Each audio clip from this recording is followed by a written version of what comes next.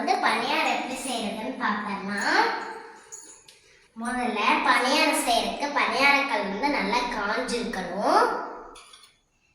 அதுக்கப்புறம் வந்து மாவு, சின்ன வெங்காயம் போட்டு கொஞ்சம் தாளிச்சிருக்கோம்.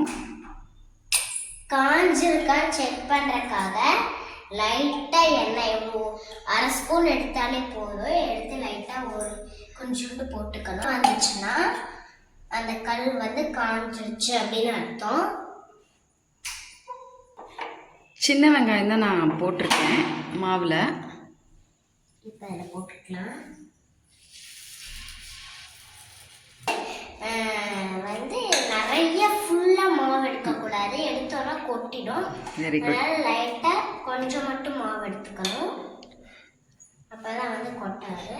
பண்ணும்போது அப்படியே எடுக்கக்கூடாது, பண்ணிட்டு அதுக்கப்புறம் எடுக்கணும்.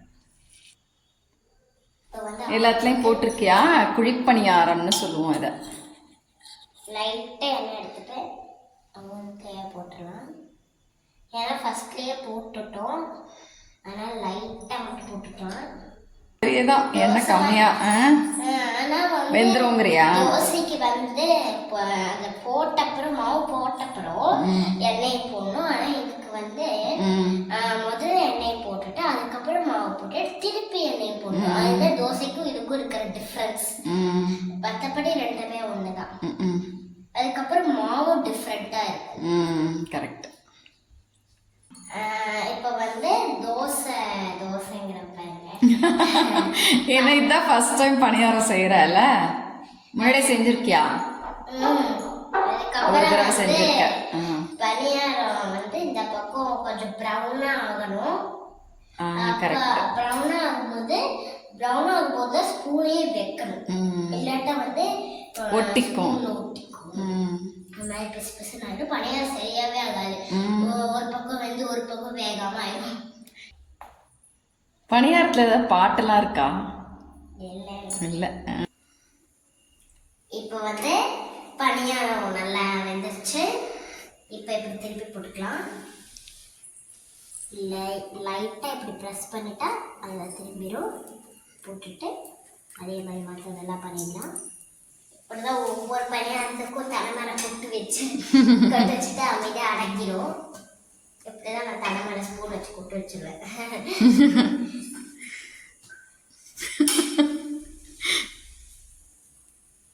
ரொம்ப கொட்டு வச்சேன்னா அப்புறம் வந்து ஷேப் வந்து இதாயிடுமே.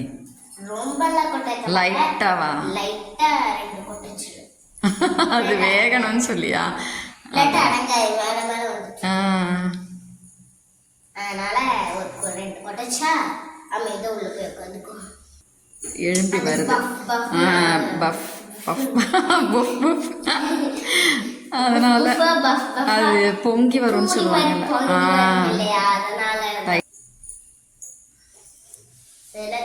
எல்லாமே சாஃப்டா இருந்தா ஆமா சரி வராது. அதனால 3 மட்டும் அட்லீஸ்ட் ஒன்னாவது ஒரு இருக்கணும் இல்லையா?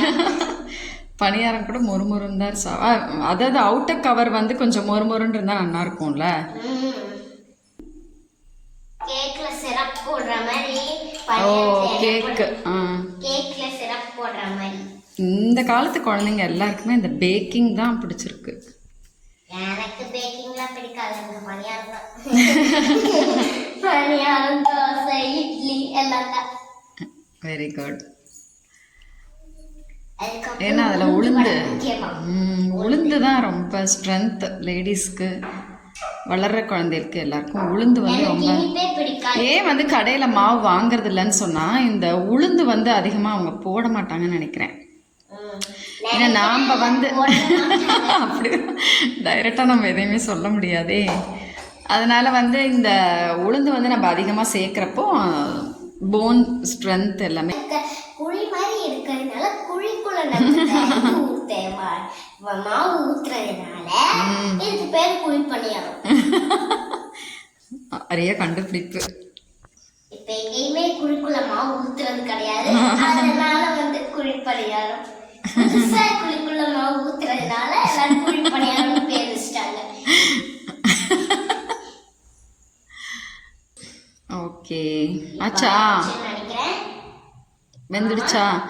வெந்துதா வேகலையா? இப்படி எடுத்து போட்டுட்டா பணியாரம் ரெடி. சரி, அது காமி எனக்கு பணியாரம். பண்ணிட்டியா? வந்திருக்கு. ம். இப்படிதான் பணியாரம் செய்யணும். பஞ்சு மாதிரி. Very good. நன்றி, வணக்கம்.